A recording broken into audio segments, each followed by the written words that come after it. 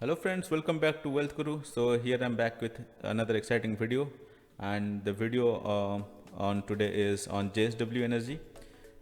So as most of you know, I bring in the topics on good companies to hold on for short term, medium term, or long term.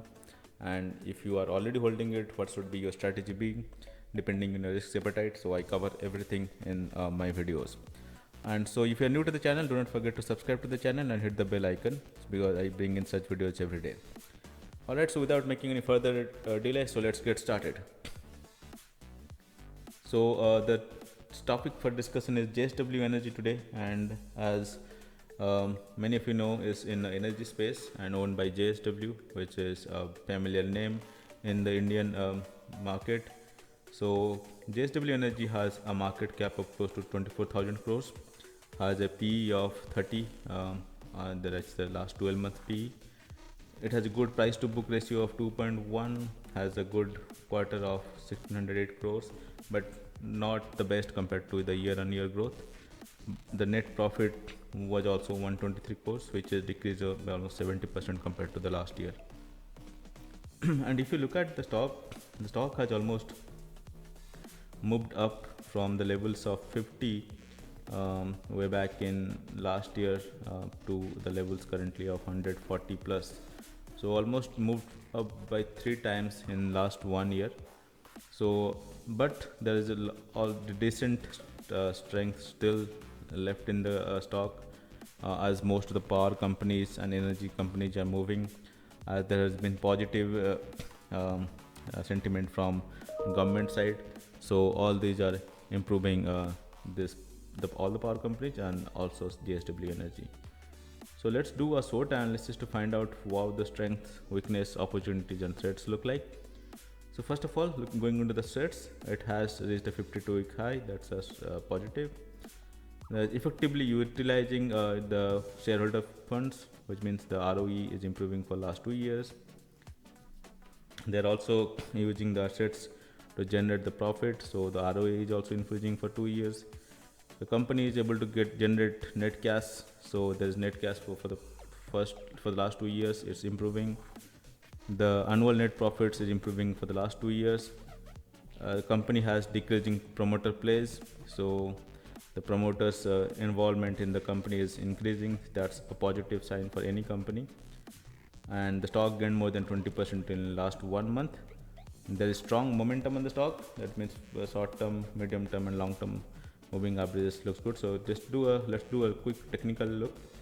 And as you can see, the stock is ahead of his 200-day, 100-day moving average, 50-day moving average.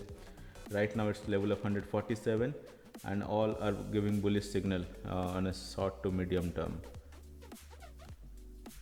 But let's see what are the weaknesses. The weaknesses are mutual funds are decreasing their shareholding for last quarter. There is poor cash generated from the core business, that's declining. There is degrowth in the revenue and profit year on year. There is decline in net profit with falling profit margin quarter on quarter. There is decline in the quarterly net profit with falling profit margin year on year. There is degrowth in the quarterly revenue and profit in the recent results year on year, as I just said some time back in the overview. The promoters are decreasing their shareholding. That's also a weakness. A fall in quarterly revenue or net profit. So that's also a negative.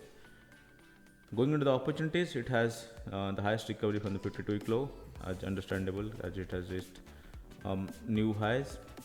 And the threats, there is resignation on the top management. There is degrowth in revenue, profit, and operating profit margin, and company with negative growth and promoter decreasing shareholding quarter on quarter. So all these are threats. Now, if we look at, depending on your risk appetite, what you should do is, if you look at the strengths and the weaknesses and the threats, pretty much it is balanced out. And right now what's happening is, you this stock has gained a lot, so there could be possibly medium term decline in the stock, but short term it looks positive, it will go up from here still. But maybe once a market corrects, there is a possibility of this going down.